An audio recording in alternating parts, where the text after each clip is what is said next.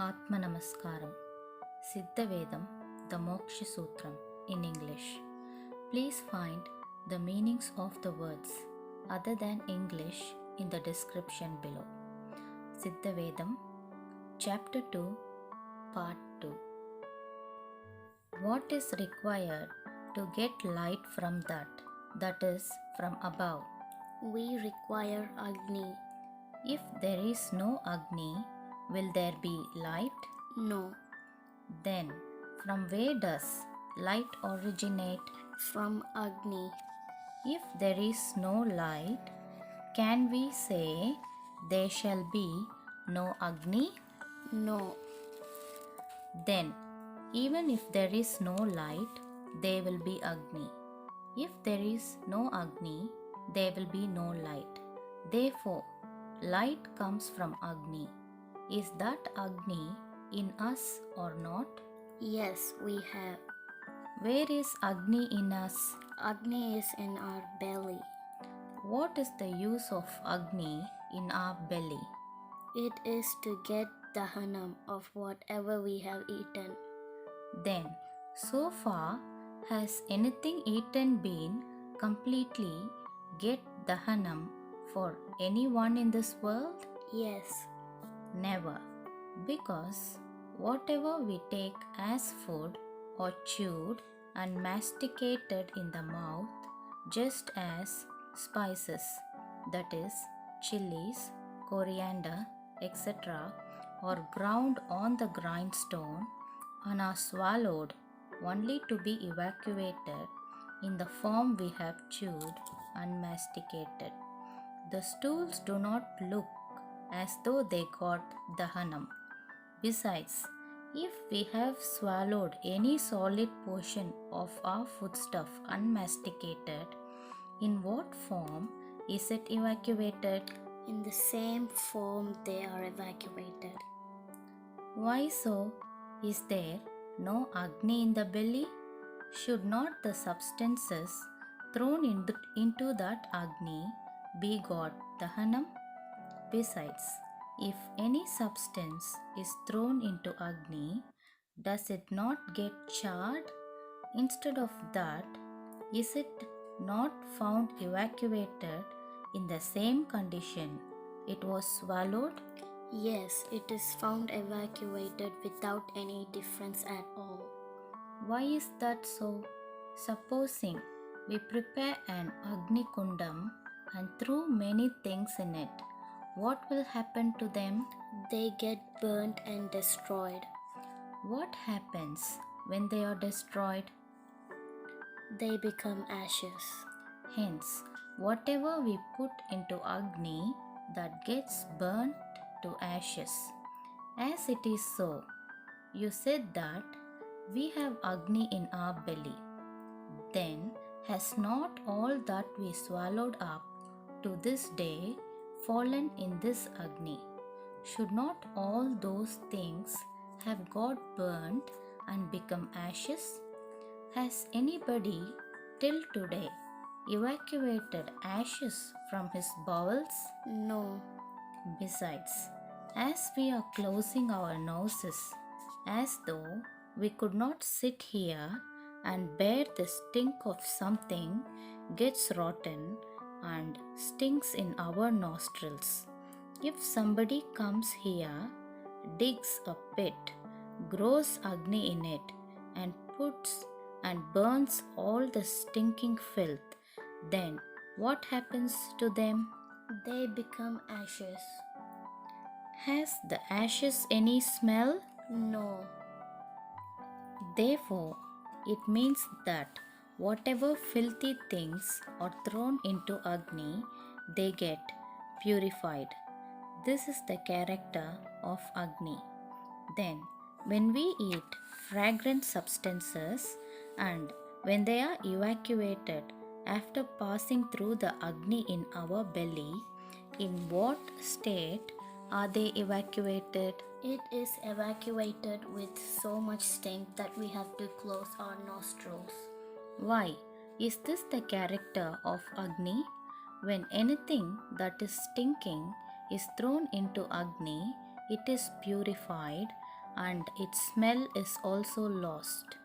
Besides, when we put into Agni in our belly things that are pure and fragrant, and when they get evacuated, it is found in the dirtiest condition with too much stink. Therefore, there is no Agni in our belly. Besides, when we evacuate, do we not see worms in our stools? Yes, we see. Then, if there is Agni in our belly, can there be worms? Can worms come out of Agni? No. Besides, it is not possible for the beings of this world to live without food. Do we not prepare manure for the trees and plants we grow? It is like this. We dig a pit and throw various substances into it. If they remain as it is thrown, can they become manure? No. Then, the way in which they become manure is like this. When this pit is closed and allowed to remain like that for some days, then the substances in the pit get putrefied and ultimately becomes manure. They are taken out and used as manure for trees and plants. In the same way for us also, to enable us to live, we require food as manure. We make use of our belly as the manure pit. In our manure pit, we keep several things. They also get putrefied. If they do not get putrefied, it is called indigestion. Indigestion means want of digestion. Digestion means getting putrefied. In that way, if the substances we eat do not get putrefied, we get many diseases. Therefore, as said before, our belly is a manure pit. Besides, when we take out the manure intended for the trees and plants, we see various worms and insects. How were they created? Did we put them inside it? No. Then, as the substances put in the manure pit becomes overfilled, overpressed and overwhelmed, it gets putrefied and overheated. From that putrefaction, heat is produced. From that heat, a vapor is created, and this vapor is called Sweda. Sweda means sweat. This sweat is Suklam or semen. This Suklam had its origin in Agni, that is, the heat produced when the substances in the manure pit becomes overfilled, overpressed and overheated is out of Agni. It is from this Agni that Suklam, the sweat, originates. That is why Suklam is described as Agniswarupam. This Suklam is Brahmam. Srishti is through Brahmam. If Brahmam is absent, there is no Srishti. That is why it is described as Brahmandakataham swedajotbhavam. That is, the world we see all around has been created out of sweat. It is like this. Along with the sweat so produced out, the substances in the manure pit, the kara or the juice, comes out of the said substances, gets mixed. That kara is blood. That blood is called Sronitam, and this Sronitam, the blood, and Sweda, the semen, when mixed, Vayu is involved in it, and thus Jiva or life is produced. This is how lives like the germs and insects are created. In the same manner as the substances put in the manure pit, namely our belly, gets overfilled and overpressed, the Suklam which is the Sweda, being in the form of vapor, is produced as described above. Along with that Sronitam, the Kara, the blood of the said substances, when get mixed, Vayu is involved in it, and at that time it becomes lives. Thus, the creation of germs and insects produced in our manure pit, the belly, takes place. Therefore, it is clear from the above that there is no Agni in our belly. Besides, does not the vegetation in the world get dried up? Yes. What is the reason for that? Sunshine.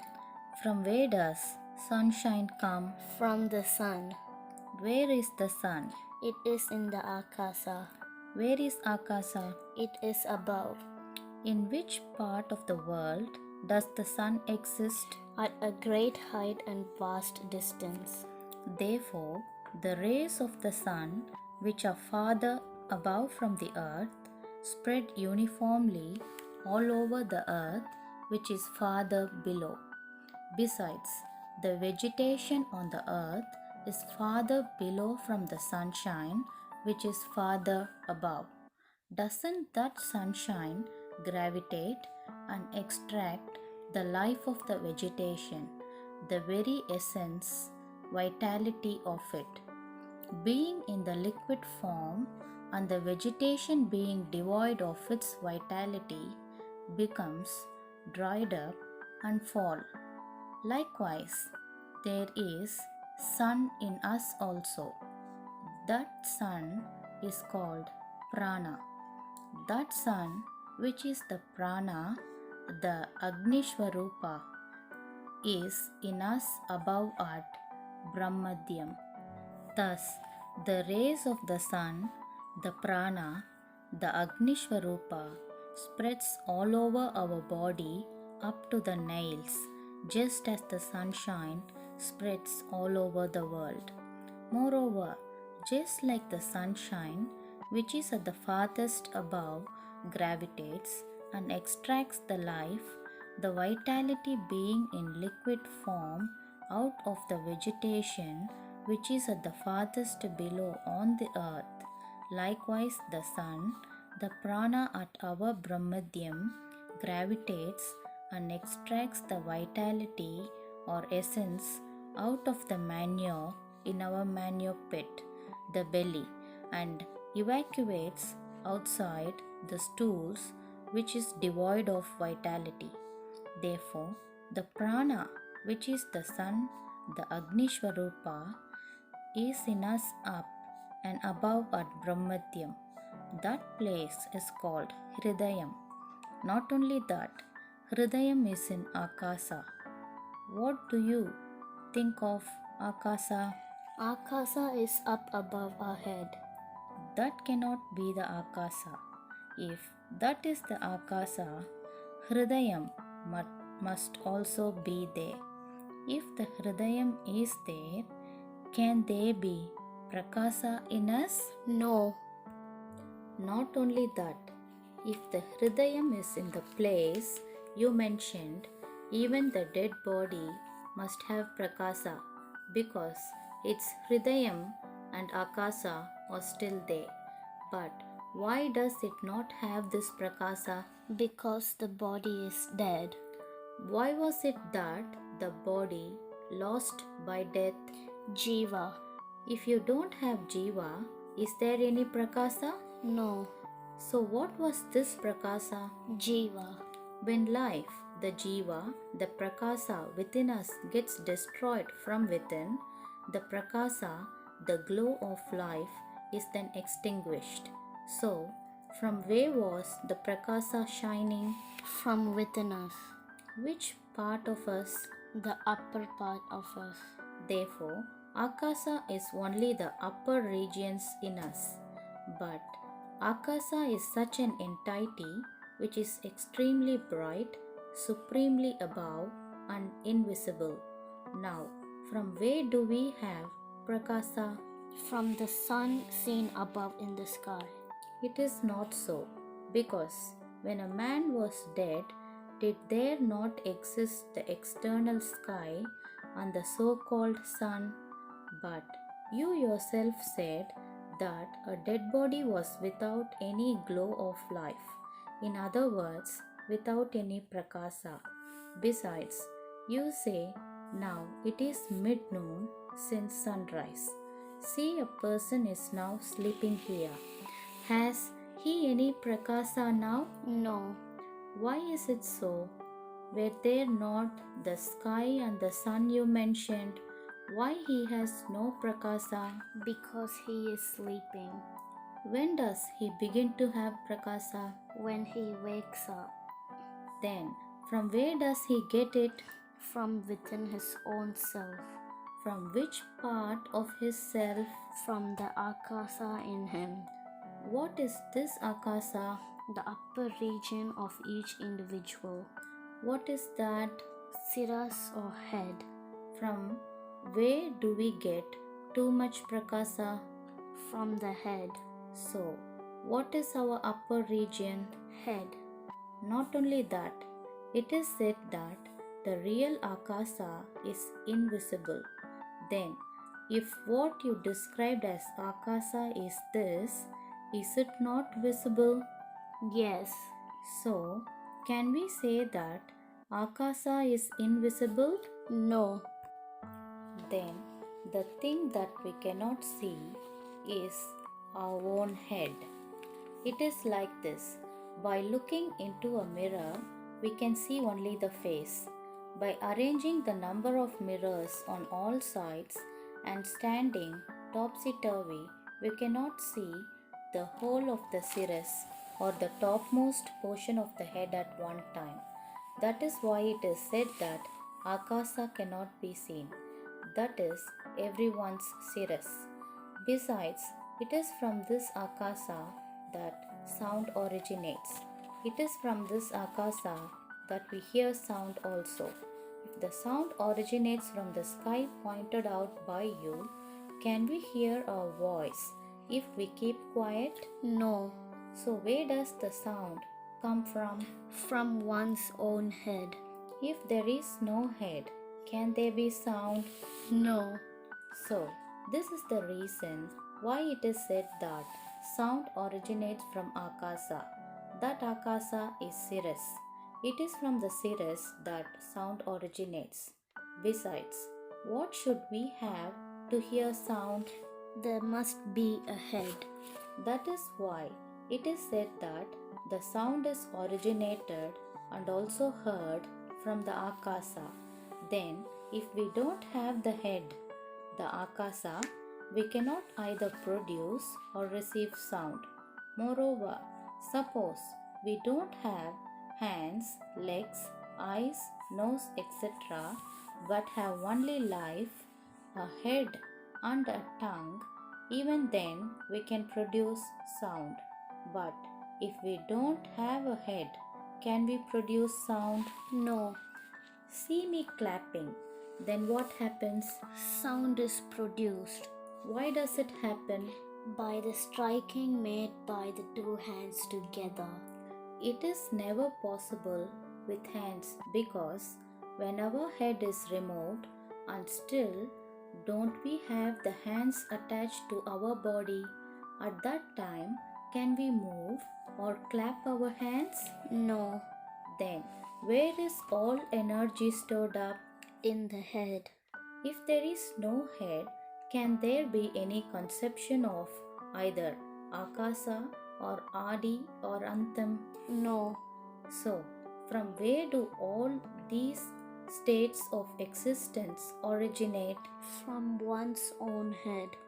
I shall give you another instance to the effect that we have prakasa from only our head. Here is a storied building. In this house, there are 2 floors. We place a powerful light in the down floor and we shut all the doors and windows. There is a staircase to reach the upper floor. Through that staircase, we reach the upper floor. In that floor, there is a small window with 2 shutters.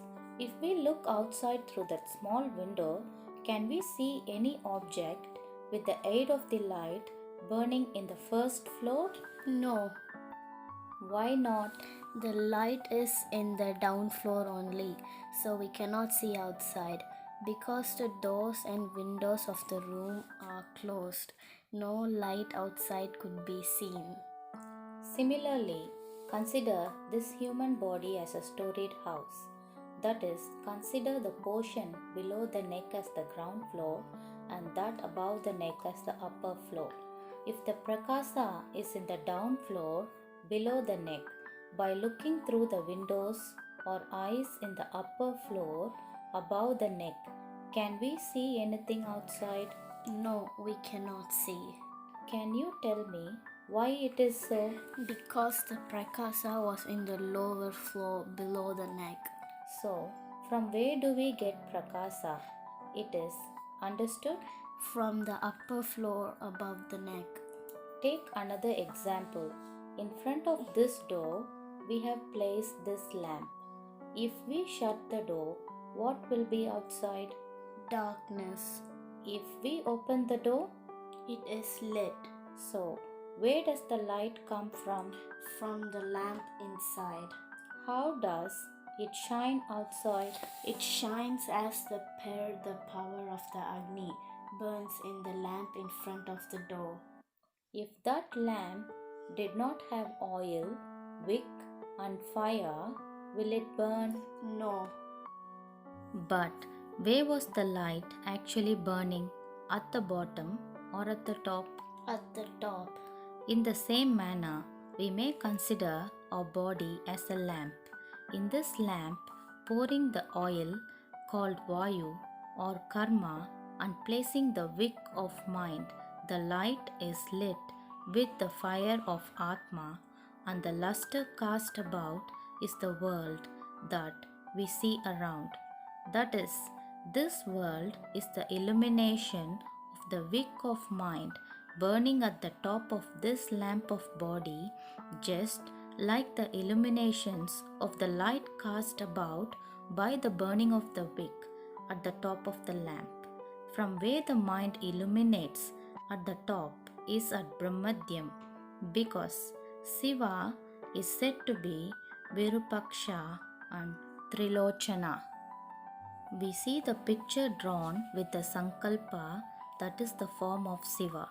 As we look into that picture, there are found 3 eyes to Siva. One among them is said to be the eye of fire, but Siva is our Jiva. It is to this Siva, the Jiva, there are 3 eyes, namely Ida, Pingala, and Sushumna. Among them, Ida and Pingala are moon and sun, and Sushumna is Agni. This is the reason why it is said that Siva has 3 eyes, and one of them is the eye of fire, and that eye of fire is at Brahmandakataham. It is on this conception that the eye of fire is found depicted at Brahmandakataham in the said picture of Siva. Thus, Brahmandakataham is the eye of fire called Sushumna. Then, if there is no fire in that Brahmandakataham, can there be any prakasa for us? No, there cannot be any prakasa. So, where is it that we have prakasa? From the eye of fire, the Sushumna at the Brahmandakataham. That is called the Hridayam. Thus, we get prakasa from the eye of fire, which is the Sushumna, the Hridayam, the Brahmandakataham, at the center of Akasa in us. Thank you. Atma Namaskaram. End of chapter 2. For those who are willing to get initiation of Siddha Vidya, please contact our Chennai Siddha Vidya Nilayam Trust Head Office in Tamil Nadu, India. The address details are Chennai Siddha Vidya Nilayam Trust, number 69, Sivaprakasam Road, Sivanandapuram, Vadamadurai, via Periyapalayam.